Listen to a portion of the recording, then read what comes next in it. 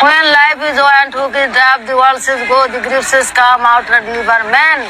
জীবন যখন তুচ্ছ একটি বর্ষির মরিচিকার মতো, দি ওয়ার্ল্ডস গো পৃথিবী বলে চলে যাও, দি গ্রিপসেস কাম কবর বলে আসো, আউটার গ্লিভার ম্যান পাপি লোকদেরকে, বুঝছো?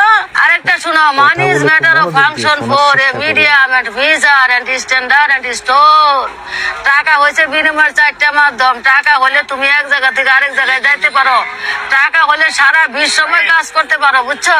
টাকা হলে তুমি 14 তলা বিল্ডিং এ এসির নিচে ঘুমাইতে পারো, এবং টাকা কোনো কিছু মজুত রাখতে সহায়তা করে, বুঝছো? এটা ইকোনমিক্স এর থিওরি। আচ্ছা, আর পলিটিক্যাল সায়েন্স থিওরি শুনো, ব্যক্তি যদি সচেতন হয় তাহলে তার পরিবারটাই সচেতন হয়, পরিবার যদি সচেতন হয় তাহলে তার সমাজ সচেতন হবে, সমাজ যদি সচেতন হয় তাহলে রাষ্ট্র সচেতন হবে, রাষ্ট্র সচেতন হলে বিশ্ব সচেতন হবে, বুঝছো? এটা তুমি ওই গ্রামীণ ব্যাংকের প্রতিষ্ঠাতা ডক্টর ইউনূসকে বলে দিও। কবি নজরুল বলছে, স্বাধীনতাহীনতায় কে বাঁচিতে চায়, হে কে বাঁচিতে চায়, দাসত্ব শৃঙ্খল বলো কে পরিবে পায়। আমি তো দাসত্ব শৃঙ্খল পরে আছি, এই জন্য এই মাজারেই পরে আছি, বুঝছো? আবার কবে বলছে, ওগো নারী শ্রেষ্ঠ তুমি অভিনীর, গোলাপে ঘটিত যেন তোমার ভিতর বাহির, তাই ছবির সয়ে মনে হয় তুমি গোলাপ ছাড়া অন্য কিছু নয়। কিন্তু আজকে নারী সমাজ আমরা লাঞ্ছিত হয়ে গেছি, বুঝছো? আমি একটা কবিতা পড়ছিলাম, the arrow and the song. The arrow and the song মানে কি জানো? অ্যারো মানে তীর, আর সং অর্থ গান। অনেক বছর আগে একজন কবি একটা গান গাইছিল, সেই গানটা 1000 বছর পরে তার এক বন্ধু হৃদয়ে যায় সেটা পাইছি।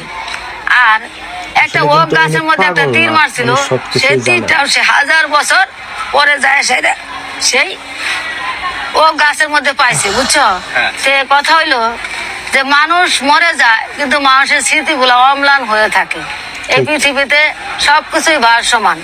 জি মার্কনি রেডিও আবিষ্কার করছিল, জি মার্কনি রেডিও আবিষ্কার করছিল, জন বিয়ার্ড কম্পিউটার আবিষ্কার করছে। শোনো, জি মার্কনি রেডিও আবিষ্কার করছিল আর কম্পিউটার আবিষ্কার করছে জন বিয়ার্ড। বর্তমানে মোবাইল কে আবিষ্কার করছে আমি জানি না, কিন্তু এই টাচ মোবাইল কিন্তু যেমন প্রযুক্তি মানুষের উপকারও আসে, আবার প্রযুক্তি মানুষের অপকারও করে, বুঝছো?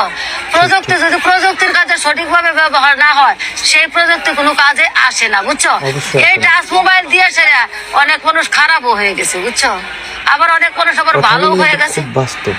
কি কথা ঠিক না? এটা যুক্তি কথা না?